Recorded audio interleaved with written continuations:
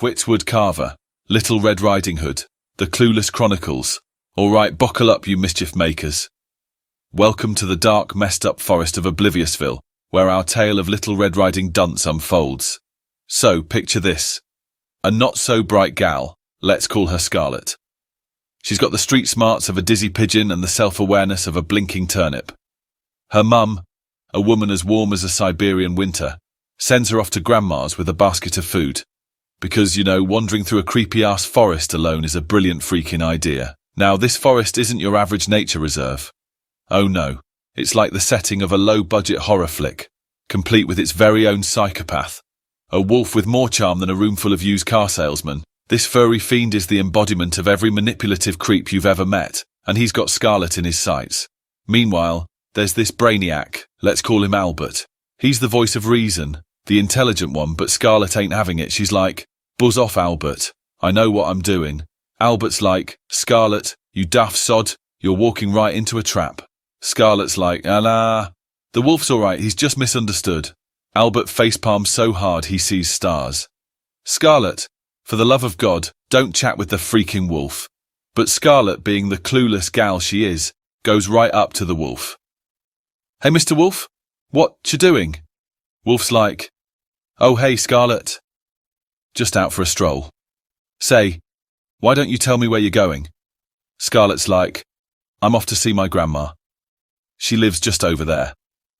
Wolf's like, "Oh, really? That's interesting. Very interesting indeed." Meanwhile, there's this trend-hopping twit, let's call him Trevor. He's the bandwagoner, always jumping on the latest fad. He sees Scarlet talking to the wolf and goes, "Hey, if she's doing it, it must be cool." So he strolls up to the wolf trying to look all casual. "Yo, Wolf, what's up?" Wolf's like, "Not much, Trevor. Just plotting the demise of a certain red-cloaked dimwit." Trevor's like, Cool. Can I join?" Wolf's like, "Bugger off, Trevor. You're a blithering idiot." Back to Scarlet. She's finally made it to Grandma's house, only to find the wolf dressed in Grandma's clothes. Now, any normal person would run like heck, but not Scarlet. Oh no, she's too freaking dense. She's like, "Grandma, what big eyes you've got."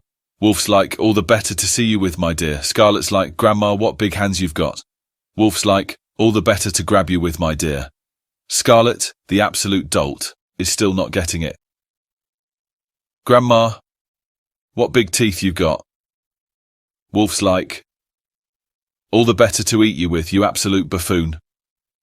But just as the wolf's about to pounce, in walks this charismatic bloke. Let's call him Claude. He's the leader, the smooth talker, the one who can sway the crowd with a flick of his freaking wrist.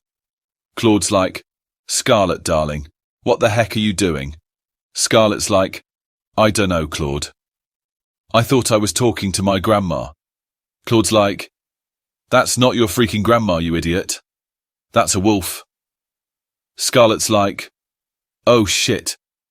Really?" Claude facepalms. "Yes, really, you absolute muppet." But then, there's this skeptical lass, let's call her Sylvia. She's the one who questions everything, the one who won't be swayed by the crowd. She's like, "Hold on a freaking minute. How do we know that's not really her grandma?" Claude's like, "For God's sake, Sylvia, it's a bloody wolf in a nightgown. Use your freaking eyes." Sylvia's like, "Alright, fine, but I still don't trust you, Claude. You're up to something." Claude's like, "Yeah, I'm up to saving this poor sod from becoming wolf chow. Now if you'll excuse me."